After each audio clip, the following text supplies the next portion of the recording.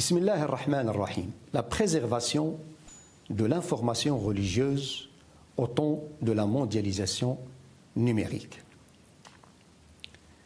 Dieu, exalté soit-il, dit dans le Coran « Et ne poursuis pas ce dont tu n'as aucune connaissance.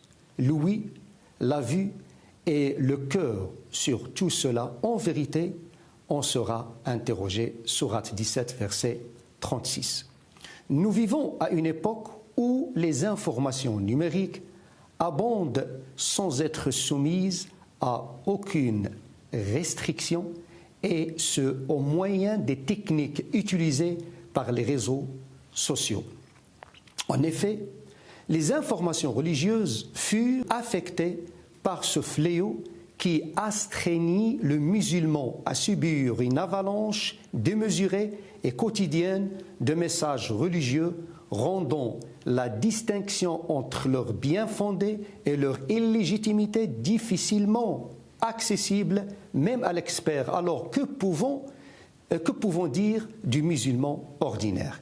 Et si nous nous référions à l'histoire de la naissance des sciences religieuses chez les musulmans, nous découvririons que parmi les causes principales qui furent à l'origine de leur création figurait la crainte de l'exposition de l'information à la détérioration.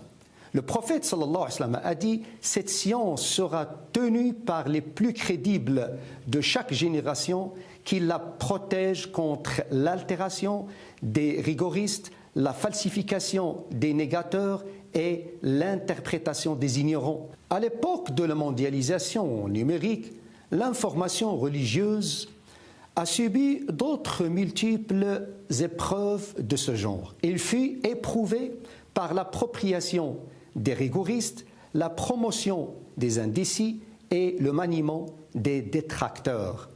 Ainsi, il fut associé au mythe, à la dérision, à l'incitation au trouble et à la confusion de la religion avec le séculier. De nos jours, nous avons nécessairement besoin de répandre la culture de la vérification et de l'authentification lors de la réception de l'information religieuse et de sa transmission. Ibn Sirin disait « Auparavant, il ne posait pas de questions sur la chaîne de transmission, mais lorsqu'apparaît la sédition, il disait « Dénommez-nous vos transmetteurs ». Ibn al-Mubarak disait aussi « La chaîne de transmission fait partie de la religion, car sans la chaîne de transmission, quiconque dira ce qu'il désirera. » Et lorsque les musulmans décidèrent d'assembler le Coran au temps d'Abu Bakr, ils choisirent pour cette tâche un homme compétent et lui prescrivirent deux conditions pour l'acceptation du texte coranique. Il faut qu'il soit consigné par écrit et mémorisé par deux témoins fiables parmi les compagnons connus par leur mémorisation.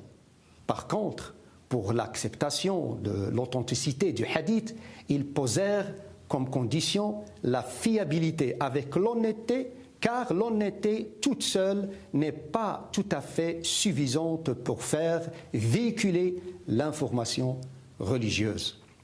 Donc, nous avons nécessairement besoin d'une science qui serait établie sur des chaînes de transmission numérique qui nous permettrait de traiter le fléau dont fut atteindre l'information religieuse. Dieu exalté soit-il dit « Voici ma voix, j'appelle les gens à la religion d'Allah. Moi et ceux qui me suivent, nous basons sur une preuve évidente, gloire à Allah, et je ne suis point du nombre des associateurs. Wallahu waliyu at-tawfiq. »